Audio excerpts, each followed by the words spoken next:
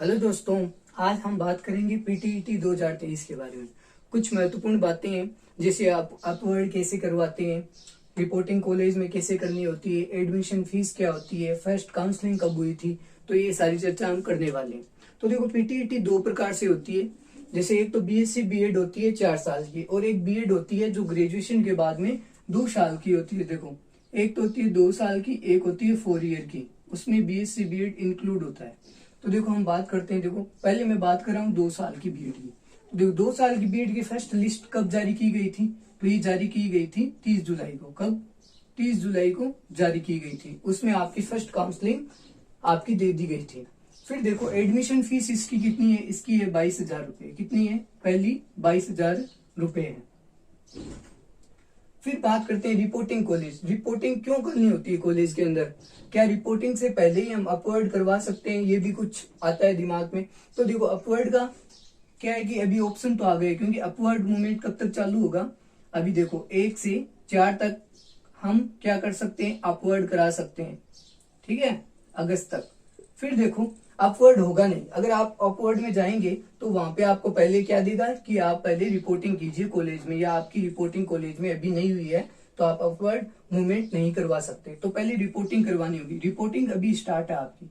1 से 3 अगस्त के बीच आप अपनी कॉलेज में रिपोर्टिंग कर सकते हो।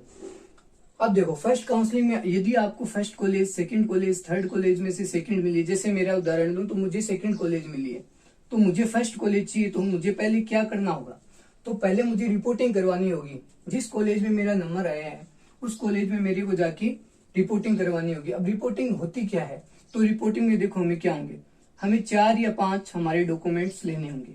कौन कौन से? जैसे कास्ट सर्टिफिकेट, कास्ट सर्टिफिकेट लेना होगा। फिर देखो, फिर हमें क्या लेना होगा? अगर आपने ईडब्ल्यूएस लगाया है कैटेगरी का तो ईडब्ल्यूएस चाहिए। फिर थर्ड बात क्या होगी? ईडब्ल्यूएस के बाद में आपका मूल निवास हो तो मूल निवास भी चलेगा, मूल निवास। फिर आप देखो क्या डॉक्यूमेंट है, जैसे मार्कशीट हो गई आपकी 10th की, 12th की, और बीएससी या कुछ भी आपने की है ग्रेजुएशन तो ग्रेजुएशन की चाहिए। अब देखो, वहां पे जाने के लिए आपको क्या क्या चाहिए? तो ये सारी आपको क्या चाहिए? चालान नंबर भी आपको चाहिए। जैसे आपने अभी क्या करवाया था, जैसे 5,000 की फीस जमा करवाई थी ना काउंसलिंग के लिए, तो उसका चालान भी चाहिए। क्या चाहिए? उसका चालान। और अभी देखो, अभी क्या करवाओगे आप? एडमिशन फीस भी करवाओगे, तो वो भी आपको रसीद चाहिए, रिसिप्ट। वो रिसिप्ट भी आपको ले जानी है। फिर देखो, रिपोर्टिंग कॉलेज में कैसे होगी? तो आपको पहले 4 डॉक्यूमेंट अपलोड करने होंगे। क्या करने होंगे? 4 डॉक्यूमेंट अपलोड करने होंगे। कास्ट सर्टिफिकेट, मार्कशीट, मूल निवास, ये सारी चीजें। रिपोर्टिंग करने के बाद में आपको देखो क्या होगा, रिपोर्टिंग करने के बाद में आपको डॉक्यूमेंट ले जाने होंगे रिपोर्टिंग में। तो इन सब की क्या क्या करवानी है? आपको 3-3 कॉपी करवानी है।